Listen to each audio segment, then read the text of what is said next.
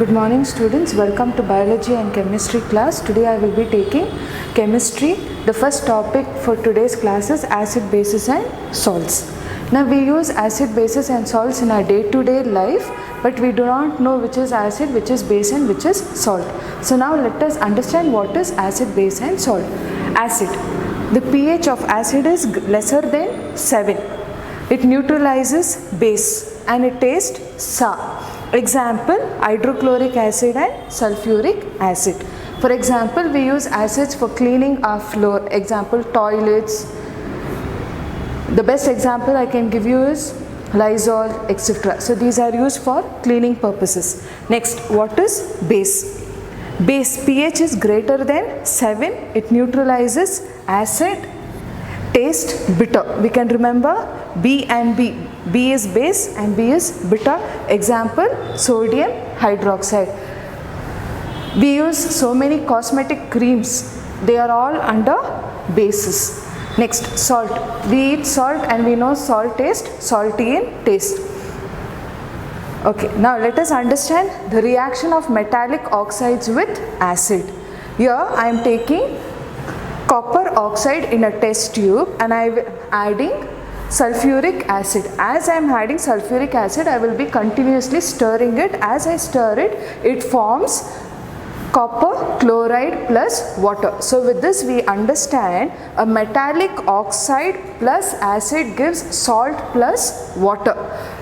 So here we understand why it turns into bluish green color. It turns bluish green color due to copper chloride as a salt.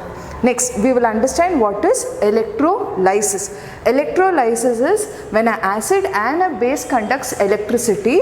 The format is called as electrolysis, or the procedure is known as electrolysis. Why acids and base conduct electricity? Because they contain hydrogen ions. Now let us understand this diagram. This diagram is known as electrolysis. I have taken a beaker, I have placed a rubber cork, and onto this rubber cork there are two nails. This nail is connected with a 6-volt battery, a bulb and a switch, and I have added the solution hydrochloric acid, which is dilute.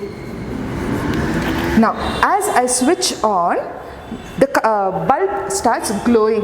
Why the bulb starts glowing is because hydrogen ions and chlorine ions are separated as anion and cations. They split. So the dissociation is allowing them to conduct electricity. We can do the same experiment vice versa by taking sodium hydroxide. Sodium hydroxide is a base. There Na splits and OH splits. So they start getting separated. So when the ions start splitting, they can produce electricity.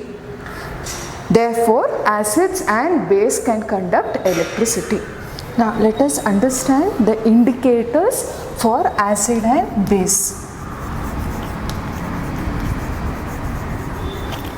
Okay, there are two types. The first one is natural indicator, which is red cabbage leaves, litmus. Litmus is a paper. Here in acid the litmus paper turns blue into red, and for base red litmus turns to blue. And the third one is turmeric. We all know turmeric is used for cooking purpose and even for medical purposes. Second type is artificial indicator. Artificial indicator, one example I can give is methyl orange and the other one is phenolphthalein. Now let us understand what is pH scale. Okay. pH scale contains from 0 to 14. Now 0 to 7 is known as acid and from 7 to 14 is known as base. So the pH, for example, if it is 5.5 it is a acid. A base, if it is 7.10 it is a base. So we understand from this, if the pH is less it is acid and if the pH is more it is a base. Now we can identify with the help of colors also. In acid the colors will be red, orange, yellow and green. For a base it will be dark green, pink and purple. Suppose the pH is exactly 7, it is a neutral. It is neither a acid nor a base. Now what is pH? pH is a scale used for measuring hydrogen ions. So they are known for measuring hydrogen ions. P stands for power. Power to calculate the number of hydrogen ions.